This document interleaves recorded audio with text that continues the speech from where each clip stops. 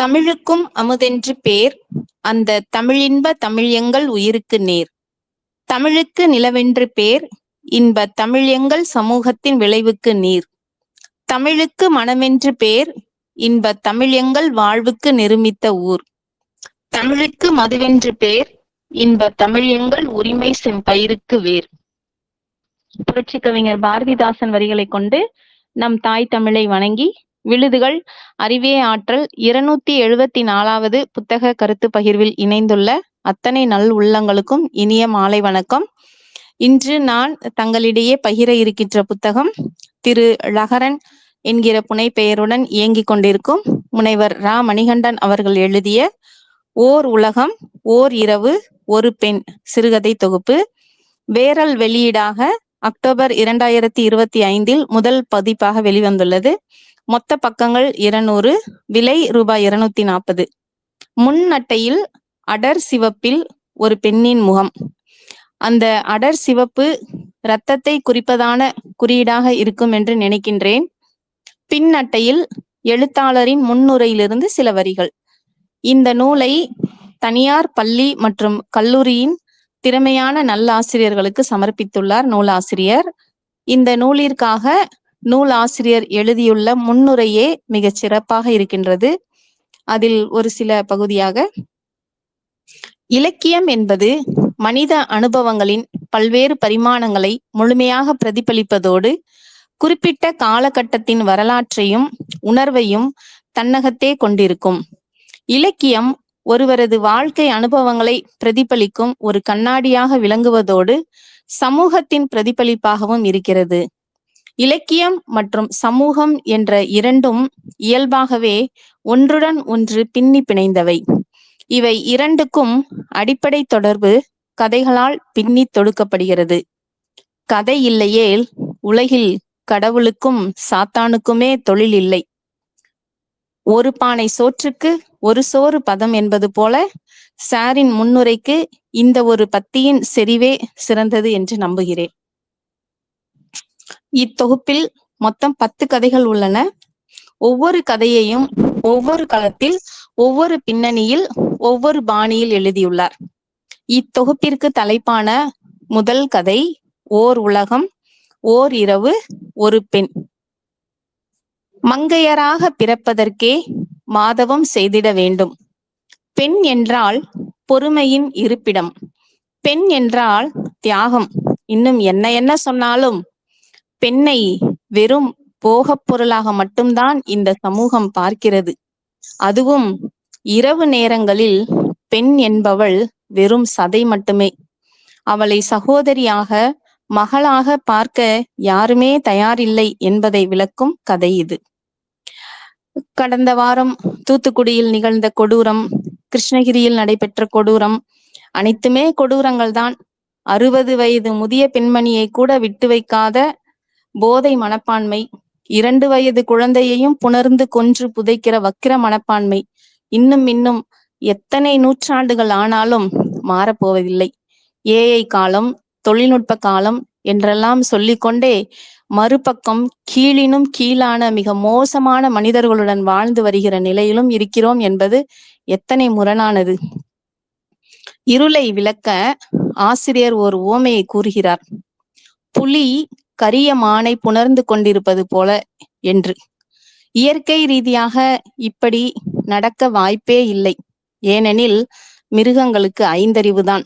ஆனால் இந்த உவமையின் பொருளாக பார்த்தால் புலி பலம் பொருந்திய ஆணிற்கும் மானாக உடல் வலிமை குறைந்த பெண்ணிற்கும் என்று சொல்லும்போது இந்த உவமை பொருத்தமாகிறது.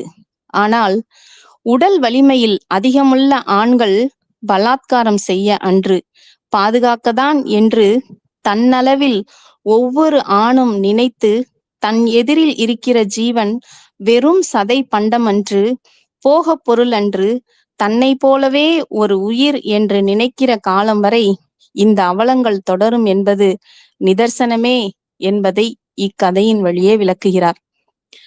சென்னையின் இரவு நேரங்கள், தனிமையில் ஒரு நாயும் ஒரு பெண்ணும் வந்து போகிற மனிதர்கள். அந்த நாயகிக்கு தனி பெயர் இல்லை. நம் சக பெண்களில் ஒருத்திதான் அவள்.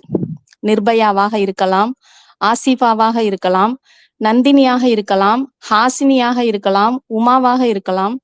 அடிக்காதீங்க அண்ணா, உங்களை நம்பித்தானே வந்தேன் என்று குரல் தேய்ந்து போகும் பொள்ளாச்சி பெண்ணில் ஒருவராக என இதனுடைய தொடர்ச்சியாக முதல் கதையே மிகச் சிறப்பாக உண்மைக்கு மிக அருகில். இந்த பாலியல் பலாத்காரங்களை பத்தி ஒரு சின்ன புள்ளி விவரங்கள். இந்தியாவில் குறிப்பாக தமிழ்நாட்டில் பெண் குழந்தைகளுக்கு எதிரான பாலியல் குற்றங்கள் தொடர்ந்து அதிகரித்து வருகின்றன. 2021 2023 காலகட்டத்தில் இந்த 3 வருஷத்துக்குள்ளாரவே தமிழ்நாட்டில் 1200க்கும் மேற்பட்ட பெண் குழந்தைகள் பாதிக்கப்பட்டுள்ளனர். இந்தியாவில் 2022 மட்டும் 1,06,000 குழந்தைகள் பாதிக்கப்பட்டுள்ளனர். இதில் பெரும் பகுதி போக்சோ சட்டத்தின் கீழ் அந்த வழக்கு பதியப்பட்டிருக்காங்க. கடந்த 3 ஆண்டுகள்ல 68% அதிகமான வழக்குகள் அதிகமாயிருக்குது. 96% அதிகமான இந்த பாலியல் குற்றங்கள் பாதிக்கப்பட்ட குழந்தைகளுக்கு தெரிந்த நபர்களின் மூலமாகத்தான் நிகழ்த்தப்படுகின்றது. அப்படிங்கிறது ரொம்ப ரொம்ப ரொம்ப வேதனையான ஒரு விஷயம். ஒவ்வொரு நாளும் உலக அளவில் 137 பெண்கள் மற்றும் குழந்தைகள் தங்கள் குடும்ப உறுப்பினர்களாலேயே கொல்லப்படுகின்றனர். உலகையே அதிர்ச்சிக்குள்ளாக்குன எப்ஸ்டீன் ஃபைல்ஸ், பெண் குழந்தைகளுக்கு எதிரான வன்முறை தடுப்பு, இது எல்லாம் இங்க இருந்தாலும் இன்னும் பெண்ணை வெறும் போகப் பொருளாதான் பார்த்துக்கிட்டே இருக்கிறாங்க. அப்படிங்கிறது என்ன சொல்லி என்ன எப்படி மாத்துறதுன்னே தெரியல. அந்த மாதிரி இந்த தொகுப்போட முதல் கதையே மிகச் சிறப்பாக உண்மைக்கு ரொம்ப அருகில், ஏழை என்ன பணக்காரன் என்ன, வாலிபன் என்ன வயதானவன் என்ன, மேட்டுக்குடி என்ன நாகரிகம் இல்லாத சாமானியன் என்ன, இரவு நேரங்களில் மட்டுமல்ல,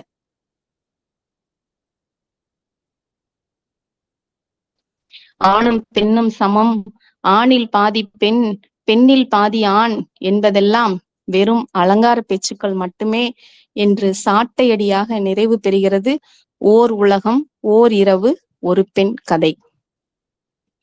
இதுதான் முதல் கதை. நான் இப்ப சொன்னதை வச்சே அந்த கதையில என்ன நடந்திருக்கும் அப்படின்றத உங்களால யூகிக்க முடியும்னு நினைக்கிறேன். அடுத்தது இரண்டாவது கதை அனாசக்தன்.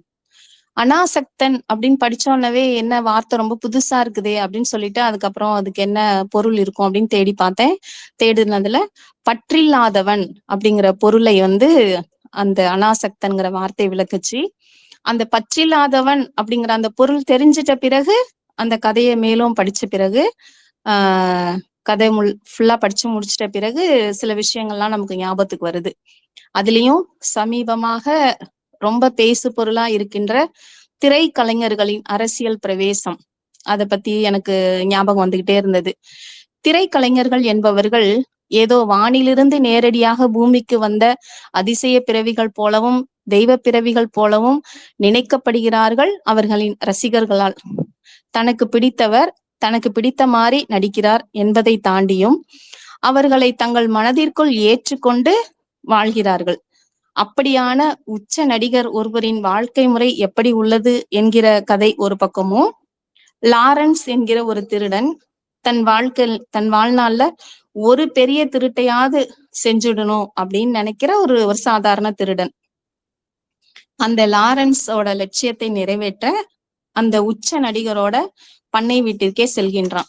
ஏன்னா அந்த உச்ச நடிகரோட பண்ணை வீடு லாரன்ஸ் இருக்கிற அந்த கிராமத்து பக்கமா தான் இருக்குது. அதனால அந்த வீட்டுல போய் நம்ம திருடிட்டோம் அப்படின்னா நம்ம பெரிய திருடனா ஆயிடலாம் அப்படின்னு சொல்லிட்டு ஒரு நாள் அந்த வீட்டின் பாதுகாப்பெல்லாம் பத்தி பல விஷயம், ஒரு உச்ச நடிகரோட வீடு எப்படி இருக்கும், எப்படி பாதுகாப்பா இருக்கும் அப்படிங்கறதெல்லாம் பத்தி கிராமங்கள்ல அந்த ஊர் பக்கம்லாம் மக்கள் பேசிட்டே இருக்கிறாங்க இல்லையா. பல விதங்கள்ல பேசினாலும் எப்படியாச்சும் அந்த வீட்டுக்குள்ள போயிடணும் அப்படின்னு லாரன்ஸ் அதையெல்லாம் மீறி ஒரு வழியா அந்த வீட்டிற்குள் நுழைகிறான். அங்கு யாரும் இருக்க மாட்டார்கள் என்றே நினைக்கின்ற போது அந்த உச்ச நடிகரும் அவர் மனைவியும் பேசுவது லாரன்ஸுக்கு கேட்கிறது. அடடா, இப்படி மாட்டிக்கொண்டோமே என்று நினைக்கின்ற போதே அவனுக்குள் ஒரு தைரியமும் வருகிறது. ஆள் இருந்தாலும் பரவாயில்ல, பெரிய திருட்டா செய்யணும்னு உச்ச நடிகரை பக்கத்தில் பார்க்க மிகுந்த ஆவல் கொண்டிருக்கிறான். அந்த அந்த வழியில அவன் நிறைய கொசுக்கடி, பூச்சிக்கடி, பாம்பு இது எல்லாத்தையுமே சமாளிச்சு அந்த ஜன்னல் வழியா அந்த உச்ச நடிகரை பாக்குறான். பார்க்கும்போது அந்த நடிகர் லுங்கி கட்டிக்கொண்டு கை வைத்த பனியன் போட்டுக்கொண்டு தூங்குகிறார். அவனுக்கு லாரன்ஸ்க்கு வந்து அப்படியே என்னது இது, இவரா அந்த உச்ச நடிகர், படத்துல எல்லாம் அப்படி இருக்கிறாரு, நிஜத்துல இப்படி இருக்கிறாரே அப்படின்னு ஒரு கணம் அவன் வந்து திகைச்சு போறான். இவரையா நம்ம வந்து இப்படி சினிமால எல்லாம் பார்த்து விசில் அடிக்கிறோம், கொண்டாடுறோம்.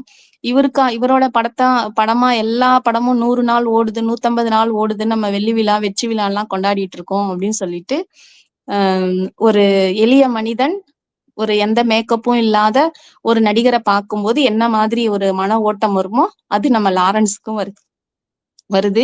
ஐய, என்ன இவர் இப்படி இருக்கிறார், சினிமாவில் பார்த்த மாதிரியே இல்லையே என்று. இந்த இடம் நமக்குமே ஒரு திறப்பு தான். நடிகர்கள் என்பவர்கள் சினிமாவில் மட்டுமே, நிஜத்தில் அவர்களும் சாதாரண மனிதர்களே. எப்பவுமே மேக்கப்புடன் இருக்க மாட்டார்கள். மேக்கப் அன்றி பார்த்தால் நமக்கும் அவர்களுக்கும் எவ்வித வித்தியாசமும் இருக்காது. சொல்ல போனால் அவர்களை விட நாம் அழகாக கூட இருக்கலாம். ஆக அறிவு திறப்பு என்பது வகுப்பறையில் மட்டுமல்ல, திருட போகும் இடத்திலும் வரலாம் என்று லாரன்ஸ் வெளி விளக்குகிறார் எழுத்தாளர். இறுதியில் என்ன ஆனது, லாரன்ஸ் என்ன திருடினான், உச்ச நடிகர் லாரன்ஸை பார்த்தாரா இல்லையா அப்படிங்கிறதோட அந்த அனாசக்தன் கதை முடிகிறது. அடுத்தது 3வது கதை, நான் தான் அடுத்த சிஎம். தற்போது தமிழ்நாட்டுல நடந்து வருகிற அரசியல் அவலத்தை அப்பட்டமா தனது எழுத்தின் வழியே வெளிப்படுத்தி இருக்கிறார். ஊரறிந்த நடிகராக இருப்பதே நாடாள்வதற்கு போதுமான தகுதியாக நினைத்து கொண்டு தன்னிலை மறந்து திரையில் நடிப்பதை போலவே மேடையிலும் நடிக்கலாம். நாம் எப்படி இருந்தாலும், பேசினாலும், எதை சொன்னாலும், செய்தாலும் மக்கள் ஏற்றுக்கொள்வார்கள் என்கிற அதீத நம்பிக்கையில் அவர்களின் சிறு பிள்ளைத்தனமான செயல்களை சாடி இருக்கிறார். இவரின் இந்த கதையினை படித்த பொழுது எனக்கு பல வருடங்களுக்கு முன்பு வெளிவந்த சேரன் இயக்கத்துல தேசிய கீதம் அப்படிங்கிற ஒரு படம், அந்த படம் எனக்கு நினைவுக்கு வந்துச்சு. என்ன அப்படின்னா, அந்த படத்தோட கதை உங்களுக்கு தெரிஞ்சிருக்கும்னு நினைக்கிறேன். இருந்தாலும் ஒரு முறை ரீகால்காக சொல்றேன். சமூகத்தின் மீது அக்கறை கொண்ட 4 இளைஞர்கள், அவங்க வந்து அவங்க கிராமம் ரொம்ப குக்கிராமம், ரொம்ப அடிப்படை வசதிகளே இல்லாம இருக்கும்போது அங்க அரசியல்வாதிகள்லாம் ரொம்ப ஆடம்பரமா இருக்கிறதும் இருக்கிறதெல்லாம் வந்து அந்த வந்து ரொம்ப டிஸ்டர்ப் பண்ணிட்டே இருக்குது. ஏதாவது ஒண்ணு பெருசா பண்ணணும், அப்ப நம்ம ஏதாவது பண்ணி அந்த அரசியல்வாதிகளுக்கு நம்ம கிராமங்களோட நிலையை உணர வைக்கணும் அப்படின்னு சொல்லிட்டு அவங்க ஒரு பெரிய திட்டம் போட்டு ரொம்ப சாதுரியமா அவங்க வந்து தமிழ்நாட்டு முதல்வரையே கடத்திட்டு வந்துடுற மாதிரி. நான் சொல்றது படம் தேசிய கீதம் படத்துல அந்த முதல்வரோட குடும்பத்தையே மொத்தமா அவங்க கடத்திட்டு வந்து அந்த கிராமத்துல வச்சு அந்த முதல்வருக்கு மொட்டையெல்லாம் அடிச்சிருவாங்க. அவங்க மனைவிக்கெல்லாம் ரொம்ப அவங்க உடுத்துற எளிய ஆடைகள் தான் நீங்க அணியணும் அப்படின்னு சொல்லுவாங்க. அவங்க பொண்ணும் அவங்க பையன் எல்லாருமே வந்து நாங்க எப்படி இருக்கிறோமோ அந்த மாதிரிதான் நீங்க எளிய மனிதர்களாதான் இருக்கணும், இங்க யாருக்கும் உங்களை வந்து அடையாளமே தெரியக்கூடாது, எங்களோட வாழ்க்கையை நீங்க வாழ்ந்து பாருங்க அப்படின்னு சொல்லி அவங்க அதை பனிஷ் பண்ற மாதிரி அதை பண்ணுவாங்க. அதுக்கப்புறம் கிளைமேக்ஸ்ல அவங்க என்ன ஆகுறாங்க, அதுக்கப்புறம் முதல்வர் எப்படி மாறுறாரு, அந்த மக்களுக்கு வந்து விடிவு காலம் பிறந்துச்சா இல்லையா அப்படிங்கிறத அந்த படத்துல சொல்லியிருப்பாங்க. அந்த படம் நல்லா வந்திருக்க வேண்டிய படம். அது வந்து அந்த பெயர் சர்ச்சையில சிக்கிக்குச்சு. சேரனின் தேசிய கீதம் அப்படின்னு சொல்லி போட்டதுனால அது தேசிய கீதம் வந்து தாகூரோடது தானே, இவர் என்ன இவரோட தேசிய கீதம்னு போடுறாரு அப்படிங்கிற மாதிரி அது ஏதோ ஒரு பிரச்சனை ஆக்குனதுனால அந்த படம் பெரிய அளவுக்கு ஓடாம போயிடுச்சு. அந்த கதை எனக்கு இவரோட இந்த நான் தான் அடுத்த சிஎம் கதை படிக்கும்போது எனக்கு இந்த கதை படிக்க படிக்க மைண்டுக்குள்ள அந்த கதை ஓடிக்கிட்டே இருந்துச்சு. அந்த மாதிரிதான் இந்த கதையில, அந்த கதையில முதல்வரை வந்து அவரே அந்த இளைஞர்கள் வந்து கடத்திட்டு வந்து வச்சிருப்பாங்க.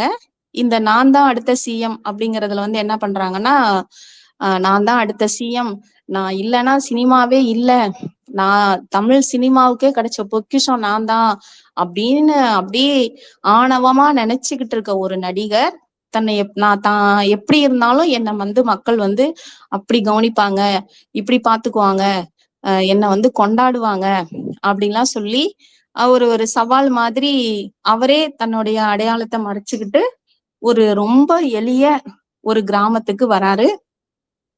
அந்த கிராமத்துல வரும்போது அங்க அவரை எப்படி பாக்குறாங்க, அந்த கிராமத்து மக்கள் அவரை எப்படி ஏத்துக்கிறாங்க, அங்க என்ன நடக்குது அப்படிங்கிறதுதான் அந்த நான் தான் அடுத்த சிஎம் அப்படிங்கிற கதை. அந்த தேசிய கீதம் படமும் அப்படிதான் இல்லையா? அது ஒரு படமா, அது நிஜத்துல அந்த கதையா சினிமாவா ஓகே, ஒரு முதல்வரை கடத்துறாங்க வைக்கிறாங்க அப்படிங்கறதெல்லாம் நிஜத்துல அது எந்த அளவுக்கு சாத்தியம் அப்படிங்கிறது நிச்சயமா ஒரு கேள்விக்குறிதான். ஆனா படமா பார்க்கும்போது நமக்கு எல்லாமே ரொம்ப பிடிக்கும். ச்சே, நிஜமா இப்படி ஒரு விஷயம் நடந்தா நல்லா இருக்கும்ல. ஒரு நாள் முதல்வர் எல்லாம் அந்த படம் எல்லாம் வரும்போதெல்லாம் அப்படித்தானே நமக்கு இருந்துச்சு. ஐயோ, இந்த மாதிரி ஒரு முதல்வர் இருந்தா நல்லா இருக்குமே, இப்படி இருந்தா நல்லா இருக்குமே. ஏன்னா நம்மளுடைய ஆழ் மனசுல அப்படி ஒரு எண்ணங்கள் இருக்கு. நம்ம மாநிலம் நல்லபடியா ஆயிடணும், நம்ம நாடு நல்லபடியா ஆயிடணும், தலைவர்கள் இப்படி அறம் சார்ந்தவங்களா இருக்கணும் அப்படிங்கறது எல்லாம் நம்ம அடி மனசுல இருக்குது. ஆனா இன்றைய காலகட்டம் அப்படி இல்லை. யாருக்கிட்டையுமே அந்த அறம் இல்ல, எந்த நேர்மை இல்ல, தைரியம் இல்ல, எதையுமே மக்களுக்காக செய்யணுங்கிற முற்போக்கான எண்ணங்களோ தொலைநோக்கு பார்வையோ யாருக்கிட்டையுமே இல்ல. அப்ப இந்த மாதிரி ஒரு படம் வரும்போது நமக்கு அது இயல்பா பிடிச்சு போகுது. நம்ம நினைச்ச மாதிரி ஒரு படம் அப்படின்னு சொல்லிட்டு நம்ம அதை வந்துடுறோம். அந்த மாதிரி இந்த கதையில என்ன பண்றாரு அப்படின்னா, அந்த ஹீரோ ஒரு ஹீரோயின் கிட்ட சவால் விட்டுட்டு, நான் பாரு, நான் எப்படி நான் போனாலும் மக்கள் என்னை எப்படி ஏத்துக்கிறாங்க, நான் இந்த மாதிரி நடிகன்கிற பேர் இல்லாம போனா கூட என்னை ஏத்துக்குவாங்க அப்படின்னு சொல்லிட்டு அவரு வராரு. ஆனா நிஜத்துல நிச்சயமா இது சாத்தியமே இல்லாத ஒண்ணு அப்படிங்கிறத நான் நினைக்கிறேன். ஏன்னா வார்த்தைக்கு வார்த்தை அவங்க போற மேடைகள்ல பேசுற மேடைகள் எல்லாம் சொல்ற வார்த்தையே, நான் உச்சத்தை விட்டு வந்துட்டேன் அப்படின்னு சும்மா வாய்க்கு வாய் சொல்லிக்கிட்டே இருக்கிறாங்க. அது என்னன்னா திரும்ப திரும்ப மக்களை மெஸ்மரைஸ் பண்றதுக்காக சொல்லக்கூடிய வார்த்தை அது. நான் அவ்வளோ சம்பளத்தை விட்டுட்டு வந்துட்டேன், இவ்வளோ சொபிஸ்டிகேட்டடான வாழ்க்கையே நான் விட்டுட்டு இங்க வந்திருக்கிறேன், உங்களுக்காக வந்திருக்கேன், இந்த சேவை செய்யறதுக்காக வந்திருக்கேன் எல்லாம் சும்மா வாய் சவடால் விட்டுட்டு இருக்க. அந்த மாதிரி இந்த கதையிலயும் அப்படிதான் வராங்க. அந்த மாதிரி அப்படி ஒரு நாயகன் அப்படி சாமானியனா அவரால் வாழ முடியுதா இல்லையா, அங்க என்னென்ன மாதிரிலாம் நடக்குது, அவருடைய ஆணவம், அகங்காரம், அந்த உச்சம் நினைக்கிற அந்த எண்ணங்கள்லாம் எப்படி ஆகுது, என்ன மாதிரி சூழல்ல போய் முடியுது, அதுக்கப்புறம் அந்த ஹீரோ தன்னை உணர்ந்தாரா இல்லையா அப்படிங்கறதான் அந்த கதையில அவர் எழுதியிருக்கிறாரு. நான் தான் அடுத்த சிஎம் அப்படின்னு சொல்லிட்டு. இந்த கதையை படிக்கும்போது எனக்கு இன்னொரு விஷயமும் ஞாபகம் வந்தது. என்ன அப்படின்னா, ஞாபகம் இல்ல, எனக்குள்ள வந்த ஒரு விஷயம். இது போல ஒரு திரை நாயகன் தன்னை பெரிய அவதாரமாகவும் இந்த மாநிலத்தையே காக்க வந்த மீட்பராகவும் நினைத்து எளிய மக்கள் பணி கூட செய்திடாமல் நேரடியாக அதிகாரத்தின் மையத்திற்கு செல்ல வேண்டும் என ஆசைப்படுவதற்கு நம் கல்வி முறையும் பாடத்திட்டங்களும் ஆசிரியராக நானும் ஒரு காரணம் என்பதை நினைக்கும் போது எனக்கே என் மீது வெறுப்பும் கோபமும் வருகிறது. யார் உண்மையான ஹீரோ, எது உண்மையான ஹீரோயிசம், தலைமை பண்பிற்கான தகுதிகள் என்னென்ன என்பதை என் மாணவர்களுக்கு நான் சரியாக கற்பிக்காமல் விட்டுவிட்டேன் என்று ஒவ்வொரு நாளும் தவிக்கிறேன். அறிவற்ற ஒரு கூட்டத்தினரை கண்டு சொல் வேறாக செயல் வேறாக இருக்கின்றார்களே, நமக்கான தலைவர்கள் இவர்களா அப்படின்னு ஒரு ஆசிரியரா எனக்கு வந்த கோபம், ஆற்றாமைதான் பேராசிரியரான எழுத்தாளருக்கும் வந்திருக்கு போல இருக்கு. அதனாலதான் சிஎம் நாயகனை வச்சு செஞ்சிருக்கிறாரு அந்த கதையில. இப்படியாக அந்த நான் தான் அடுத்த சிஎம் அப்படிங்கிற 3வது கதை. அடுத்தது 4வது கதை 1ஆம் நம்பர் வார்டு. கிராமங்களில் திருவிழா என்பது 2 விதங்களில் இருக்கும். நிஜமாகவே கோயில் திருவிழாக்கள் இப்பவும் ஸ்கூல் காலேஜ் பசங்க எல்லாம் ஏதாவது ஒரு காரணம் லீவ் போடுறாங்க அப்படின்னு சொன்னா என்ன காரணம்னு விசாரிச்சீங்கன்னா ஃபர்ஸ்ட் அவங்க சொல்றதே இந்த ஊர் திருவிழாங்கிற பதில் தான் வரும். நம்ம இப்ப 2K கிட்ஸ், ஜென்சி கிட்ஸ் அப்படின்லாம் சொல்லிக்கிட்டு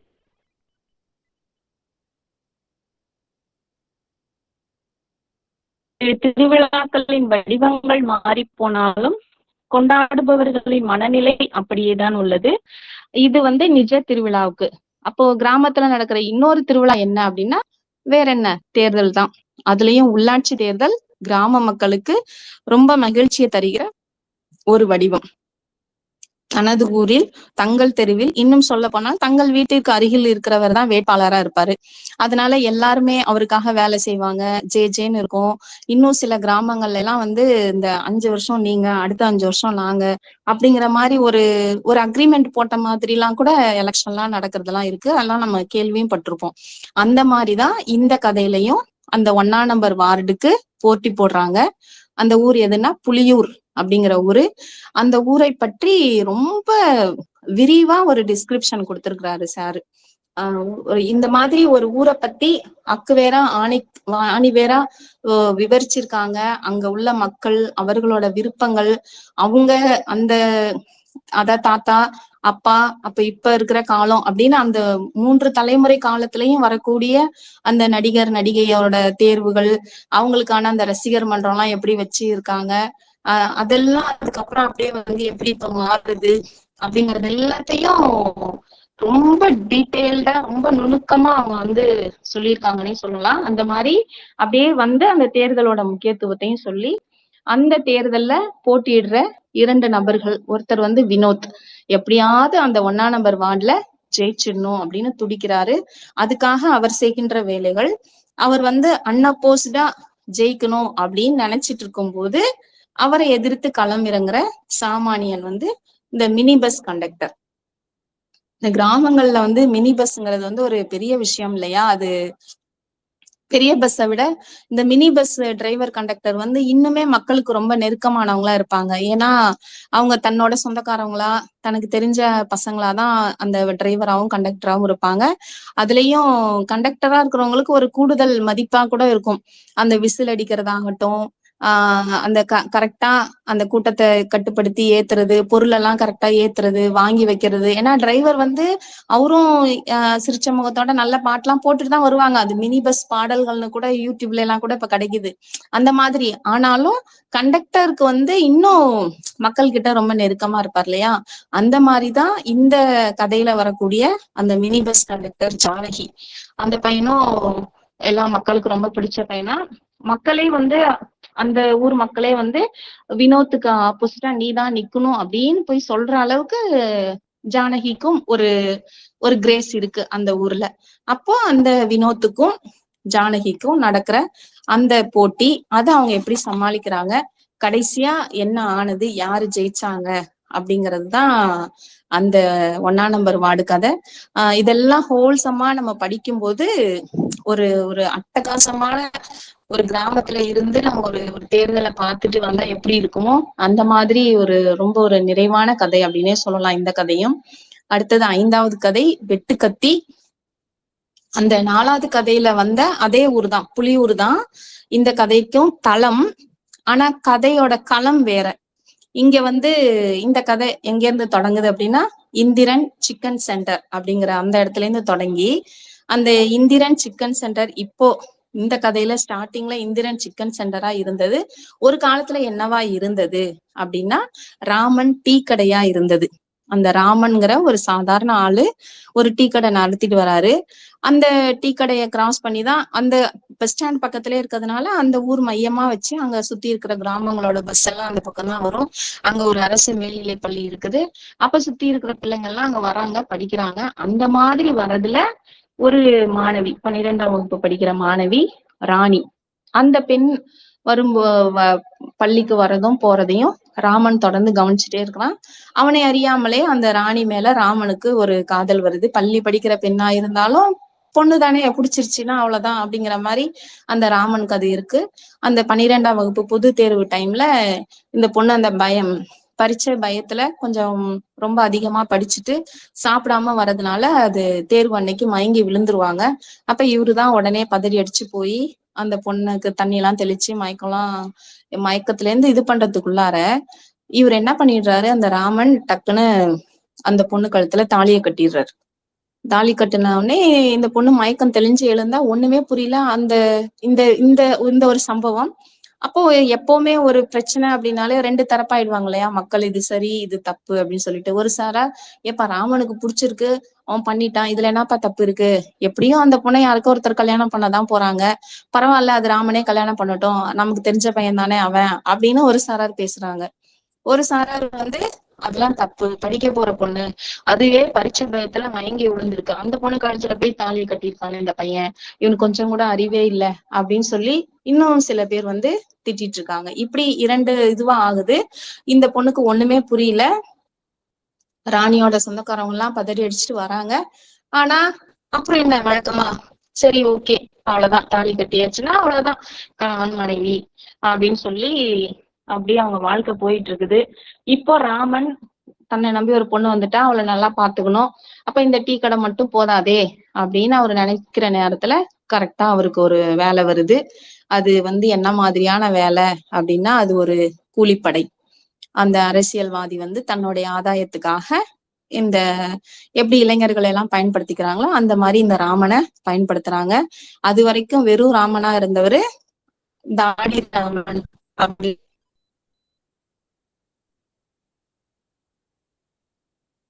அப்ப அவரு அந்த கொலை செய்யற அந்த கத்தி, அந்த வெட்டு கத்திய அவர் எப்படி அவருக்குன்னு அதை ஒரு கொலை பண்றதுல ஒரு ஸ்டைல் அவர் உருவாக்கிக்கிறாரு. அந்த கத்தியை எப்படி பிடிக்கிறாரு, அந்த ஆளை எப்படி குத்துறாரு, எப்படி கொல்றாரு அப்படின்னு சொல்லிட்டு கடைசியா என்ன ஆகும், கத்தி எடுத்தவன் கத்தியாலே சாவாங்கிற மாதிரி அவன் 4 பேரை கொன்னானா அவனை கொல்றதுக்கு ஒரு 20 பேர் தயாரா இருப்பாங்க இல்லையா, அந்த மாதிரி இருக்கும்போது ராமனும் ஒரு நாள் இறந்து போறான். இங்க இப்ப ராணிக்கு பையன், அவன் தான் இந்திரன். இப்போ ராணி வந்து அந்த பையனை கஷ்டப்பட்டு வளர்த்து அந்த டீ கடையெல்லாம் இப்ப என்னவா மாறிச்சு, அதுதான் இந்திரன் சிக்கன் சென்டரா மாறுது. இப்போ ராணிக்கு ஒரே வைராக்கியம் என்ன அப்படின்னா, தன்னோட புருஷன் வந்து ஒரு கொலைகாரன் அப்படிங்கிற பேரோட இந்த ஊர்ல இறந்து போயிட்டான். அப்ப தன்னோட பையன் வந்து அப்படி இருக்கக்கூடாது, அப்படி ஒரு பேரை வாங்கக்கூடாது, தன்னோட அப்பா மாதிரி எந்த இடத்துலயும் அவன் வந்துடவே கூடாது அப்படின்னு சொல்லி ரொம்ப பார்த்து பார்த்து பார்த்து வளர்த்து அவனை போலீஸ் ஆக்கணும் அப்படின்னு சொல்லி ஒரு ஆசைப்படுறாங்க. அப்படி ஆசைப்படும் போது அதுக்கேத்த மாதிரி அவனும் அவங்க அம்மாவோட ஆசையை புரிஞ்சு அவன் கரெக்டா நடக்கிறான். அந்த உடல் தேர்வுல எல்லாம் தேர்வாகிறான். அடுத்து எழுத்து தேர்வு மட்டும் இருக்கு, அதுலயும் அவன் பாஸ் ஆயிட்டான்னா போலீஸ் ஆயிடுவான். அப்ப அவளுக்கு ரொம்ப ஒரு பெருமையா இருக்கு ராணிக்கு, நம்ம வந்து எப்படியோ கல்யாணம் பண்ணி எப்படியோ இந்த ஊருக்குள்ள வந்தோம், இன்னைக்கு நம்ம பையனை வளர்த்து ஆளாக்கிட்டோம், பாரு ராணி வைராக்கியமா பையனை வளர்த்துட்டா, போலீஸ் ஆக்கிட்டா அப்படின்னு எல்லாரும் சொல்லுவாங்க அப்படின்னு அவ நினைச்சு சந்தோஷப்படுற நேரத்துல எதிர்பாராத ஒரு விஷயம் நடக்குது. அந்த இந்திரன் வந்து யாரோட பையன், ராமனோட பையன் இல்லையா. அப்போ அங்க என்ன நடக்குது, இந்திரன் அடுத்து போலீஸ் ஆனானா இல்லையா அப்படிங்கறதான் அந்த 5வது வெட்டுக்கத்தி கதை. அடுத்தது 6வது கதை, தனியார் பேராசிரியர். சிவா என்கிற ஒரு மனிதன். அன்றாட வாழ்வில் நாம் கடந்து செல்கிற பல மனிதர்களில் ஒருவர் தான் இந்த சிவா. ஒரு தனியார் கல்லூரியில் ஆங்கில பேராசிரியராக பணிபுரிகின்றார். மிக அர்ப்பணிப்புடனும் ஆர்வத்துடனும் ஆங்கில பாடத்தை நடத்துகின்ற மிகச்சிறந்த பேராசிரியர். அவர் பேராசிரியராக பணி ஏற்பதற்கு முன்னாடி அவரோட வாழ்க்கையில வர துன்பங்கள், அது ஸ்வீட் ஸ்டால்ல அவர் வேலை பார்க்கிற அங்க அனுபவங்கள், அங்க அவருக்கு கிடைக்கிற ஒரு காதல் அப்படின்னு ஒரு புள்ளியில அப்படியே அவரோட வாழ்க்கை போய்கிட்டே இருந்து ஒரு டேர்னிங் பாயிண்ட் வரும் இல்லையா, அந்த மாதிரி அவரோட வாழ்க்கையில ஒரு டேர்னிங் பாயிண்ட் வந்துதான் அவர் ஆங்கில இலக்கியத்தின் பக்கம் அவர் கவனம் திரும்புது. அதுக்கப்புறம் பகுதி நேர பணியாளரா அந்த ஸ்வீஸ்டால்ல ஒர்க் பண்ணிக்கிட்டே பகுதி நேர மாணவராகவும் அவர் அந்த ஆங்கில இலக்கியம் படிச்சு முடிச்சு கற்று தேர்ந்து அவர் ஊரு பக்கம் வந்து அதுக்கப்புறம் காலேஜ்ல சேர்றாரு. ஊர்ல வந்து எல்லாருமே அவர் வாத்தியாரே அப்படின்னு தான் கூப்பிடுறாங்க. அப்போ வந்து அவருக்கு அது ரொம்ப சந்தோஷமா இருக்குது. ஏன்னா அவர் கூட படிச்ச பசங்க எல்லாருமே அவரை விட இன்னும் நல்ல நிலைமையில இருந்தா கூடவுமே, இன்ஜினியர் இன்னும் வேற தொழில்கள் செஞ்சு வேற வேறல இருந்தா கூடவுமே, உள்ளூர்லயே இருக்கிறதும் எல்லாரும் ரொம்ப மதிக்கிற வாத்தியார் அப்படின்னு நம்மளை கூப்பிடுறது அப்படிங்கிறது வந்து அவருக்கு ரொம்ப ஒரு பெருமையான ஒரு விஷயமா இருக்கிறதுனால, அந்த பணிக்கு ரொம்ப உண்மையா இருக்கணுங்கிறதுனாலதான் அவர் கல்லூரியிலையும் ரொம்ப சிறப்பா அந்த பாடத்தை வந்து அவரு நடத்திட்டு இருக்கிறாரு. அப்படி நடத்தி எல்லாம் நல்லா போயிட்டு இருக்கும்போது திருமணம்லாம் ஆகுது. இப்படி ரொம்ப சந்தோஷமா ஒரு வாழ்க்கை போய்கிட்டு ஒரு இனிமையா போயிட்டு ஒரு சராசரி மனுஷனோட வாழ்வு இப்படி நல்லா போய்கிட்டே இருக்கிற வாழ்க்கையில ஒரு டேர்னிங் பாயிண்ட், ஒரு துன்பியல் நிகழ்வா என்ன நடக்குதுன்னா, இந்த நுண்மி கொரோனா. அந்த கொரோனா காலகட்டம் வந்து எவ்வளோ எப்படி நம்மளை பாதிக்க வச்சுச்சு, நம்மள வந்து எந்த அளவுக்கு நம்ம வாழ்க்கையே புரட்டி போட்டுச்சுங்கிறது நம்ம ஒவ்வொருத்தருக்கும் அனுபவமா இருக்கும். நம்மளுடைய சுகாதாரத்தை மட்டுமல்ல, நமது நோய் எதிர்ப்பை மட்டுமல்ல, நமது அன்றாட வாழ்வாதாரத்தையும் பறித்து கொண்டு பேரிடியாய் இறங்கிய காலங்களை நம்மால் மறக்கவே இயலாது. அப்படிப்பட்ட அந்த சூழல்ல சிவாவோட வாழ்வு என்ன ஆச்சு அப்படிங்கறதான் அந்த கதை. அந்த கொரோனா காலகட்டம், இது வந்து என்னுடைய பர்சனல் எக்ஸ்பீரியன்ஸ். ஃபர்ஸ்ட்ல இந்த மாதிரி கிருமி வருது, இன்ஃபெக்ஷன் ஆகுது அப்படிலாம் சொல்றாங்க. அதுக்கப்புறம் கொஞ்ச நாள்ல வந்து சடன் டெத் ஆகுறாங்க. ரொம்ப நம்ம கவனமா இருக்கணும், கான்சியஸா இருக்கணும் அப்படிலாம் சொல்லி அதுக்கப்புறம் ஸ்கூல்ஸ் எல்லாம் லீவ் விடுறாங்க. அதுக்கப்புறம் எக்ஸாமே இல்ல, ஆல் பாஸ்லாம் போடுற மாதிரியான ஒரு சூழல்லாம் வரும்போது அந்த டிசம்பர் 2014 மழை வெள்ளம் அப்ப எப்படி வீட்டுக்குள்ளேயே இருந்தோமோ, அதுக்கப்புறம் ஒரு மாசம் கழிச்சுதான் நம்ம கீழவே இறங்கணும் அப்படிங்கிற மாதிரி இருந்த அதே மாதிரி இந்த கொரோனா கால விடுமுறையும் ஃபர்ஸ்ட்ல அப்படிதான் இருந்துச்சு. ரொம்ப ஜாலியா ஸ்கூலுக்கு போவேனா, லேட்டா எழுந்திரிக்கலாம், பொறுமையா சமைச்சு சாப்பிடலாம் அப்படிலாம் சொல்லிட்டு. ஆனா நாள் செல்ல செல்ல அந்த லீவு எக்ஸ்டெண்ட் ஆக ஆக அப்படி என்ன சொல்றதுன்னே தெரியாத ஒரு மாதிரியான ஒரு மனநிலைக்கு வந்துருச்சு. சும்மா சமைக்கிறதும் கழுவுறதும் சமைக்கிறதும் கழுவுறதும் இதுவேவா வேலை. நம்ம ஸ்கூல் போனா கூட ஏதோ ஒரு பீரியட் ஃப்ரீயா உட்காருவோம், மத்த ஆசிரியர்களோட நம்ம பேசுவோம், மாணவர்கள் கூட எவ்வளவு டைம் ஸ்பெண்ட் பண்ணுவோம், எப்படி இருக்கும். இது என்ன வீட்டுக்குள்ளே இப்படி ஒரு மாதிரி அப்படியே ஒரு கிட்டத்தட்ட ஒரு மனநோயாளி மாதிரியே ஆயிடுச்சு என்னோட அனுபவம். இதுல என்ன ஒரு ஒரு ரிலீஃபா இருந்த விஷயம் என்ன அப்படின்னா, நமக்கு அரசு பணியில இருந்ததுனால சம்பளம்ங்கிறது நமக்கு ஒரு பிரச்சனை இல்லாம இருந்துச்சு. அது வந்துருது, மாசம் மாசம் வந்துருது. ஆனா அந்த நாட்களை வந்து நகர்த்தவே முடியல. ஆஹ் அது வீட்ல இருந்த நாட்கள் வந்து அவ்வளோ ஒரு கஷ்டமா இருந்தது. ரொம்ப ஒரு மாதிரி இறுக்கமாயிடுச்சு. அப்படியே சும்மா எவ்வளவு நேரம் நம்ம வந்து இது பண்ணிட்டே இருக்கிறது வீட்ல, சும்மாவே எவ்வளவு நேரம் இருக்கிறது. வடிவேல் சொல்ற மாதிரி சும்மா இருக்கிறதுதான் ரொம்ப கஷ்டம் அப்படிங்கிற மாதிரி ஆயிடுச்சு. அந்த அந்த நாட்களை வந்து இப்ப மறுபடியும் நினைச்சாலே ரொம்ப ரொம்ப பயமா, ரொம்ப ஐயோ அப்பா அப்படிங்கிற மாதிரிதான் இருந்தது. அந்த சூழல்ல அரசு பணியில இருந்ததுனால நமக்கு சம்பளம், பணத்தை பத்தி பிரச்சனை இல்லாம போயிடுச்சு. அது தனியார் பள்ளி கல்லூரி ஆசிரியர்களோட நிலைமை எப்படி இருந்தது அப்படிங்கறதெல்லாம் சொல்லி மாளவே முடியாது இல்லையா. அது அவங்க அவ்வளவு கஷ்டப்பட்டாங்க. எனக்கு தெரிஞ்ச நிறைய பிரைவேட் ஸ்கூல் டீச்சர்ஸ் எல்லாம் வந்து ரொம்ப ரொம்ப கஷ்டமான சூழலுக்கெல்லாம் ஆளானாங்க அப்படிங்கறதெல்லாம் அதுக்கு பிறகு கேள்விப்படும் போதெல்லாம் ரொம்பவே கஷ்டமாயிடுச்சு. என்னடா அது இப்படி எல்லாம் இருக்கு அப்படின்னு சொல்லிட்டு. அங்க ஸ்கூல் பசங்க படிக்கிற ஸ்கூல்லாம் போனோம்னா யாருமே ஃபீஸே கட்ட மாட்டேங்கிறாங்க, டீச்சர்ஸுங்களுக்கு எங்களால சேலரியே கொடுக்க முடியல அப்படிலாம் சொல்லி ஒரு ரெப்யூட்டட் நிறுவனமே சொல்லும் போது நமக்கு வந்து ரொம்ப ஷாக்கிங்கா இருக்கு. என்னடா அது இவங்களே இப்படி சொன்னா இன்னும் மத்த வெறும் பசங்க ஃபீஸை மட்டுமே வச்சு ரன் பண்ணக்கூடிய ஸ்கூலோட நிலைமை எல்லாம் என்ன ஆகும் அப்படிலாம் சொல்லி யோசிக்கிற மாதிரி. அது அது ஒரு உண்மையாவே அது ஒரு ரொம்ப அவலம், அது ரொம்ப துயரம், அதை வந்து கடக்கவே முடியாது நம்மளால. அப்படிப்பட்ட அந்த தனியார் கல்லூரி பேராசிரியரா இருக்கிற அந்த சிவா என்ன பண்ணாரு, அதுல இருந்து அவர் எப்படி அத அடுத்து அவர் ஃபேமிலி சர்வைவ் பண்றதுக்காக நடந்தது அப்படிங்கறதான் அந்த 6வது கதையான அந்த தனியார் பேராசிரியர். இந்த கதை வந்து குவிகம் இலக்கிய அமைப்பிலிருந்து ரூபாய் 1000 பரிசு பெற்ற ஒரு சிறந்த கதையாவும் இருந்திருக்குன்னு சொல்லிட்டு கீழே அவங்க அந்த கதைக்கு கீழே ஒரு குறிப்பு கொடுத்திருந்தாங்க. அடுத்தது 7வது கதை வந்து நீர்க்கட்டி. ஒரு பெண் தூக்கில் மரணித்துள்ளாள். அவளின் வெறித்த பார்வையிலிருந்து தொடங்குகிறது கதை. பெண்களின் துயரம். நான் ஃபர்ஸ்ட் கதையிலையும் பெண்களின் துயரம் பத்தி நிறைய சொல்லியாச்சு, குறிப்பா பெண் குழந்தைகள். இதுல வந்து பெண்கள் அந்த திருமணம் ஆகி இருக்கக்கூடிய இந்த பெண்களின் கதை வந்து என்னைக்குமே சொல்லி மாள்றதே இல்லை. ஒவ்வொரு வயசுலயும் ஒவ்வொரு விதமான துன்பத்தை எதிர்கொண்டு வாழ்கிற சூழலுக்கு ஆளாக்கப்படுவதுதான் பெண்களின் விதியா, சமூகம் செய்கிற சதியா அப்படின்னு பலவிதமா நம்மள வந்து யோசிக்க வைக்கிறது. தமிழ்ச்செல்வி கார்த்திக் அப்படிங்கிற அழகான இளம் தம்பதிகள், காதல் திருமணம், தனி வீடு. அதாவது தனி வீடு மீன்ஸ் தனி குடித்தனம். இது மட்டுமே தனியா இருக்கிறாங்கிறது ஒரு மகிழ்ச்சி தானே. ஆனால் அந்த மகிழ்ச்சி என்பது எத்தனை நாட்களுக்கு, எத்தனை மாதங்களுக்கு? பெண்ணாய் பிறப்பது வரம் என்றெல்லாம் சொன்னாலும் நிஜம் அப்படி இல்லை என்பதுதான் நிதர்சனம். சரியான பருவத்தில் பூப்படையணும், சரியான பருவத்தில் கல்யாணம் செய்யணும், நல்ல நேரத்தில் அந்த கன்னித்தன்மை மாறணும், அடுத்த 3 மாதத்துல கர்ப்பமாகணும், திருமணமான 10 மாசத்துல குழந்தை இருக்கணும், அந்த முதல் திருமண நாளை குழந்தையோட, அதுலயும் ஆண் குழந்தைன்னா ரொம்ப ஸ்பெஷல் அப்படிங்கிற மாதிரி கூடுதல் மகிழ்ச்சி, கூடுதல் சிறப்பு.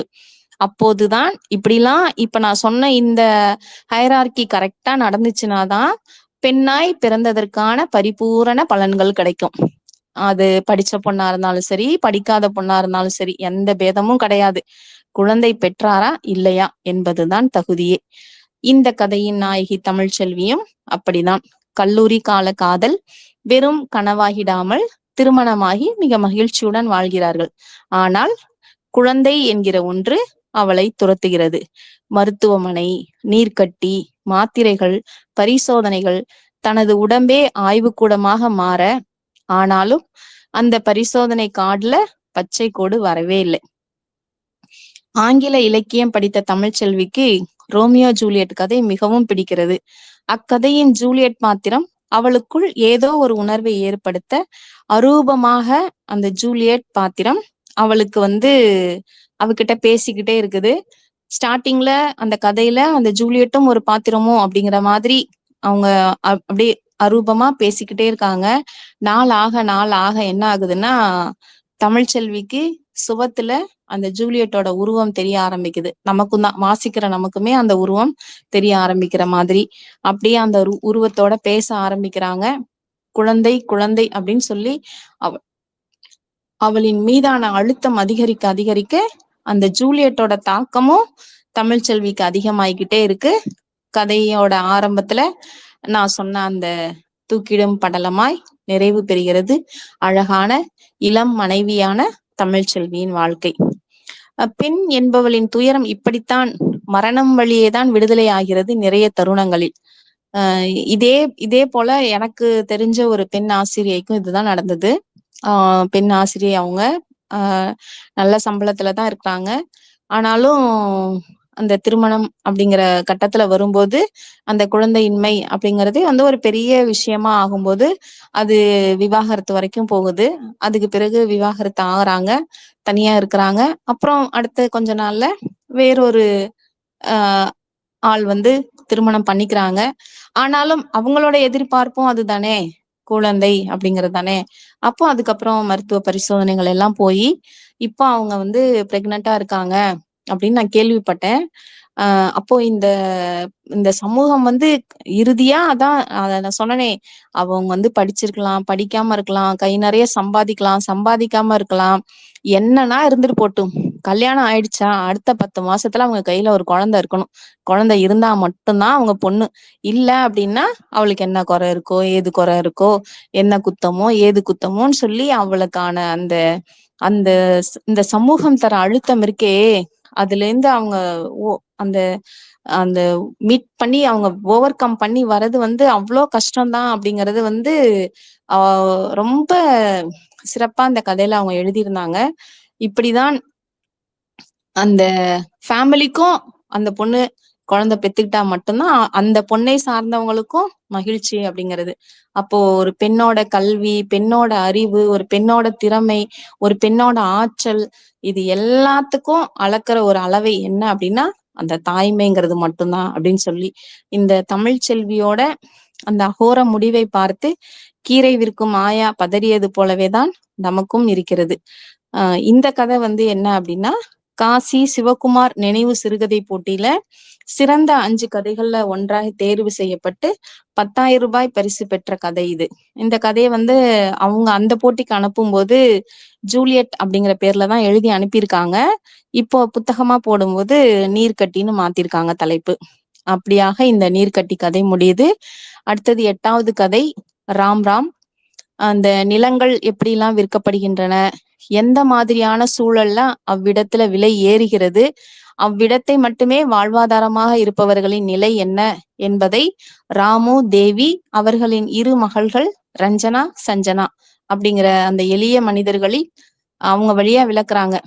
எளிய மனிதர்களோட அதிகபட்ச ஆசையே என்ன அப்படின்னா ஒரு சொந்த வீடுதான். ஒரு நம்ம வீடு, நமக்குன்னு சொந்தமா ஒரு நிலம், ஒரு வீடு அப்படின்னு அந்த மாதிரியான அந்த ஒரு சொந்த வீட்டு கனவுக்காக அவங்க படுற அந்த துன்பங்களும், அந்த ஊரோட துயரங்களும், அந்த ஊரோட அந்த வட்டார வழக்கு, அந்த ஊர்ல அவங்க ஸ்டார்ட் பண்ற அந்த பானிபூரி விஷயம், அந்த பானிபூரி கடை வைக்கிறாங்க இல்லையா, அந்த பானிபூரி செய்யற விதம், அதுக்கான மசாலாலாம் ரெடி பண்றதெல்லாம் பத்தி அவரு வந்து அவ்வளோ அழகா விளக்குறாங்க. இதெல்லாம் எப்படி அவரு அவங்கள்ட்டே போய் தகவல் கேட்டு எழுதுனாங்களா என்னன்னு தெரியல.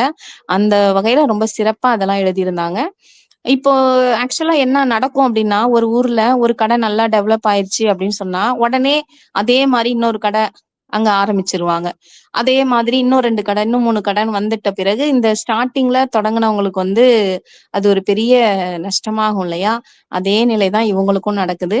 அந்த கடை வளர்ந்த உடனே அதுக்கு போட்டியா அதே ஊர்ல வர மற்ற கடைகள் என ரொம்ப இயல்பா இது எல்லாத்தையுமே விளக்கிட்டே வந்து, இன்றைய சூழலில் ரொம்ப ட்ரெண்டிங்கான ஒரு பேருனா அது இந்த ராம் அப்படிங்கிற பேரு தான். அதனாலதான் இந்த பெயரை வச்சாரான்னு தெரியல. இல்ல வேறு ஏதேனும் குறியீடா இன்னும் தெரியலை. வாழை போட்டேன் லாபம் இல்லை, நெல் போட்டேன் லாபம் இல்லை, கல் நட்டேன் லாபம் வந்தது அப்படிங்கிற ஒரு கவிதை வரிகள் எனக்கு இந்த கதை படிக்கும் போது ஞாபகத்துக்கு வந்துச்சு. இப்படியாக அந்த 8வது கதை ராம் ராம் கதையும் நிறைவடையுது. அடுத்தது 9வது கதை வந்து குரோமோசோம். இயற்கையின் விதி மீறல்களில் ஒன்றுதான் இந்த 3ஆம் பாலினம் என்றழைக்கப்படுகின்ற திருநங்கைகள், திருநம்பிகள்.